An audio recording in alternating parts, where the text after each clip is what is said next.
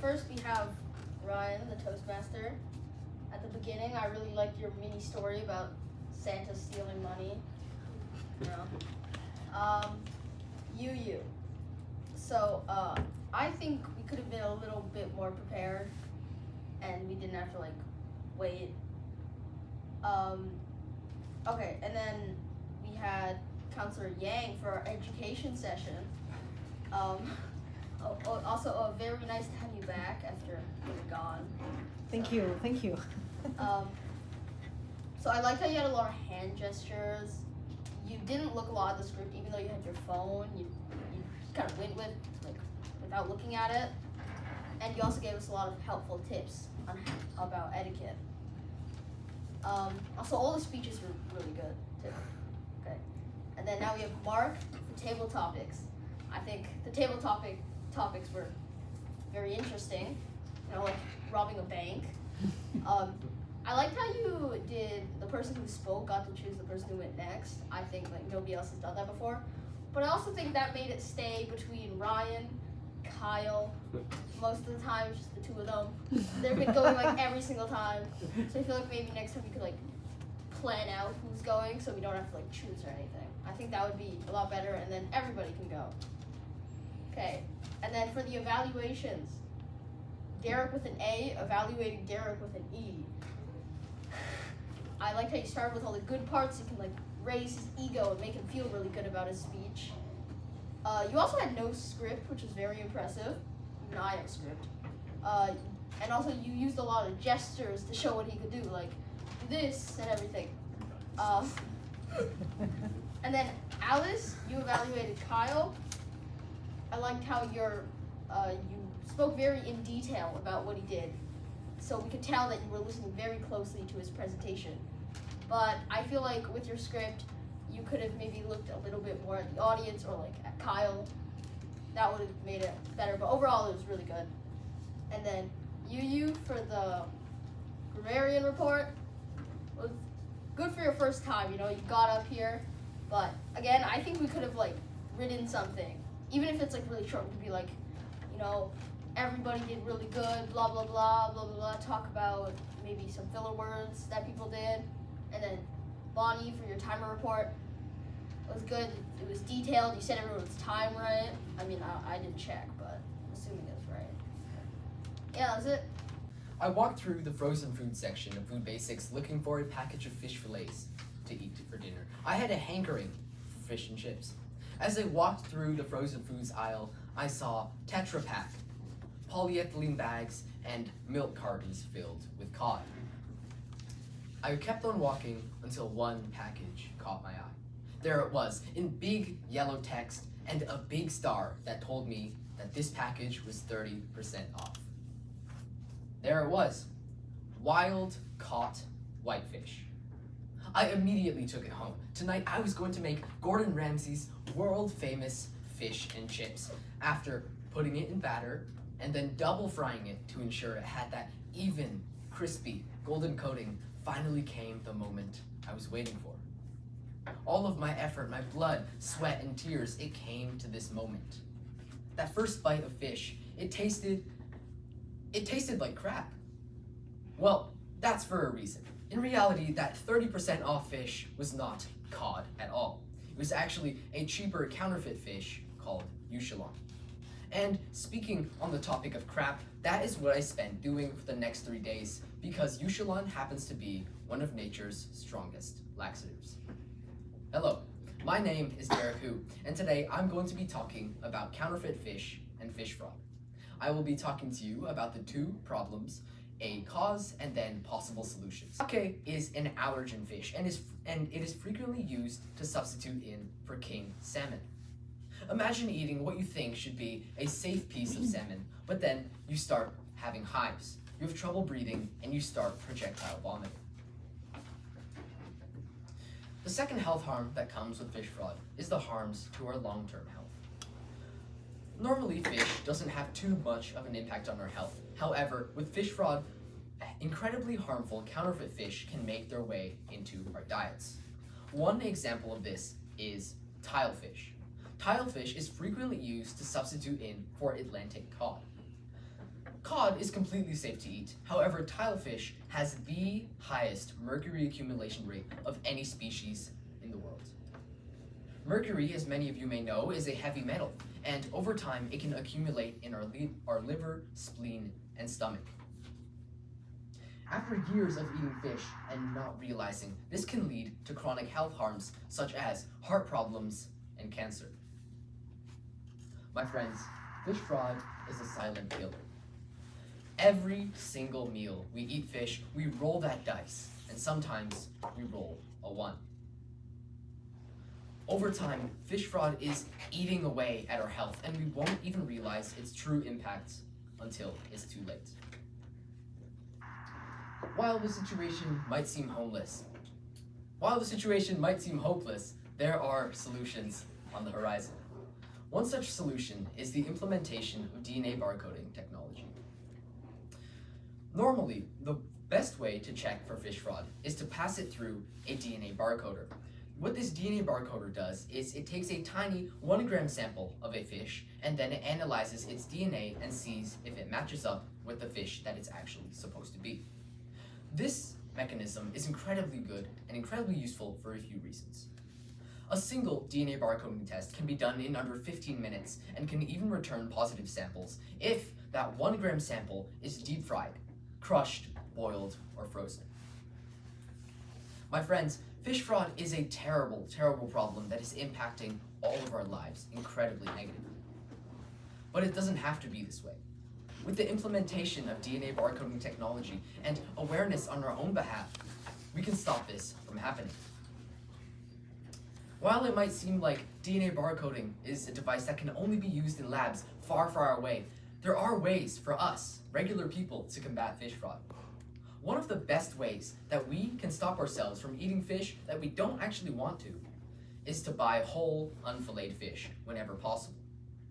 The reason fish fraud is so prevalent in fish fillets is because once the gill, the eyes, the skin, and the bones are removed, it becomes incredibly, incredibly hard to distinguish which fish is what.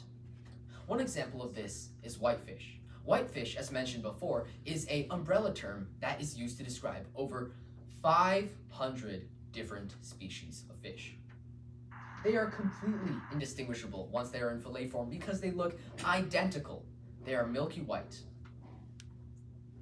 If you buy unfilleted whole fish, you can actually find the markers that can identify the fish that you want to buy. You can find the scales, you can find the bones, and you can see the eyes to make sure that the fish you are buying and eating is the one that you want. Fish fraud is bad. There's no argument about that. And my friends, we deserve better. We deserve to eat a meal where we know exactly what is going inside of our bodies. We deserve to live in a world where every single meal we eat has nothing fishy except for the fish. Thank you. Shake hands. Shake hands. Nice. Okay, Derek E. I think one thing you agree is that you establish credibility. You establish good ethos too. Because from the start, when you go up here from here to stage, right? You stand up straight. You look at the audience too, and you establish that credibility to tell the people that, okay, I know what I'm saying. I know what I'm talking about. I've internalized my speech, and that people sort of view you as a person who knows what you're talking about, and they view you with a higher credibility and a higher, side of respect too. So I think that one thing he does well is that he establishes ethos within the audience too, and that people view him in a higher degree too. The second thing is that Derek E. has a strong introduction too. Because from the get-go, he uses a personal anecdote or a personal story to sort of convey that a personalized message or a personalized version of his, speech to the audience, to sort of like personalize this thing too, and to convey a more, this isn't just a problem for other people, for the environment too, but also it applies not just to people, but to me too, right? And so I think that when making speeches, it's important to not just have the topics and pros, cons too, but to make it personalized to yourself, which is something that Derek E does to a very high degree and very, very good, very well done. The third thing is that Derek E has really good gestures too. For example, he goes like, "It's magnificent, it is very big," whatever. He uses specific gestures for specific words that shows the audience and that sort of makes his words more, or conveys them to a higher degree, creates more emphasis on certain words too, and also it kind of creates a bigger effect. For example, and also the fourth thing is that he uses an effective use of pauses. For example, he goes 1.5 million, or whenever he wants the audience to remember a certain fact, statement, or statistic, he uses pauses to convey or to let the audience to internalize that big number or to emphasize the severity of that certain thing. However, the thing is that, right, you sort of make your speech as a debate speech more so than a proper public speaking speech. What I mean by this here, right? You have clearly defined, you define your topic, you define what you're gonna do, you define everything from the start too. And this third thing, and more, right? You define it all. You have good research too. You have a point, analysis, example, and links back to the main argument and the main thesis statement. However, the thing is that, right, you can remember that you have a lot of space you can use. You have an audience you interact with. Therefore, instead of thinking as a debate speech, think of it as a public speaking speech where you can have an audience to talk to, where you can talk with people to, and you have more so, you have a stage to encompass, right? Because you can move around if you can using deliberate paces to emphasize each word. You're able to use a big room, right? And so, in conclusion, you build ethos, credibility. You have good gestures, a good anecdote, a good personal story. You have good pauses too. However, remember that this isn't a debate speech, more so a public speaking, where you can use a room, you can use audience interaction to help to emphasize and make your speech onto the higher level. Thank you so much. Who here has a phone? Raise your hands. Now, who here has any type of technology able to access an internet browser? Raise your hands once again. It seems like everyone here has access to technology. And with the increasing presence of technology in everyday life, it is inevitable that adolescents today have access to social media more than previous generations in the world. Now, many argue that social media is a harmful influence towards adolescents and children. But I believe otherwise, because social media can support socialization, and it strengthens mental health and even helps with academic success. Rather than being harmful, social media can play a meaningful role in a teenager's development. Now, one of the most noticeable benefits of social media is ability to help teenagers socialize. Adolescence is a crucial period for brain development, and interaction plays a key role in this process. Some teens may struggle with in-person socialization due to shyness, anxiety, or other factors. Social media provides a safe virtual platform where they can meet new people, maintain friendships, and build supportive social networks. It allows teens to stay connected, especially during times when face-to-face interaction is limited, during puberty, such as during school breaks or illness. By enabling these connections, social media supports friendly social development in adolescence. In addition to promoting social interactions, social media can also benefit teens' mental health. According to the NIH, or the National Institute of Health, social media offers LGBTQ+ youth and youth of color opportunities for identity expression and community support. In fact, a majority of adolescents report that social media makes them feel more accepted, connected, and supported. Many also say it gives them a place to express themselves for who they are. For teenagers facing insecurities or challenges, having a platform where they can share their thoughts, whether anonymously or with trusted peers, can provide emotional relief. This kind of digital support system can be critical during adolescence, a time when many young people are navigating complex emotional and social changes. Many might counter these points by saying social media might help mental health, but it will definitely hinder academics. This is false because social media can actually help teenagers with academics. In my experience, social media has helped me a great deal in my projects.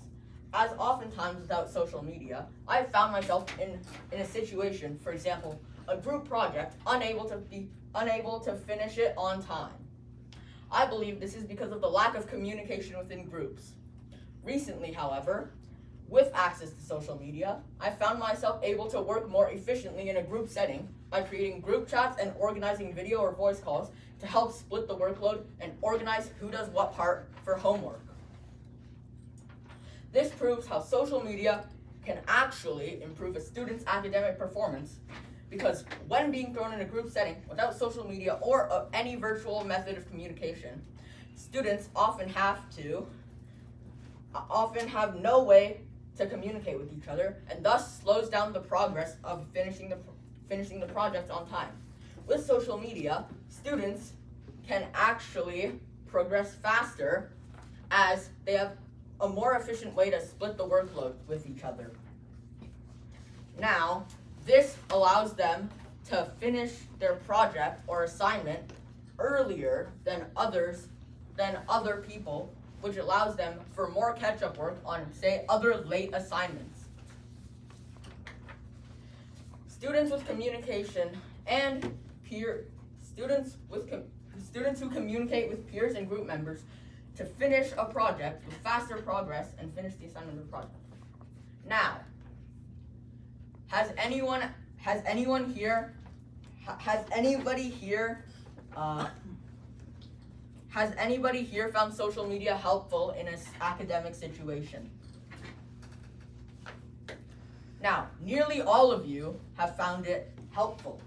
So, as shown by this in-person result, to conclude, students should be able to use social media without waiting to mature, as social media can allow students to help with their mental health by allowing them to communicate with others, and it also helps academic progress, allowing for higher grades and helping students achieve success in life.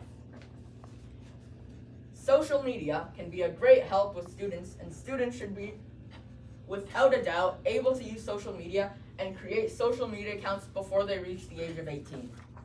Thank you.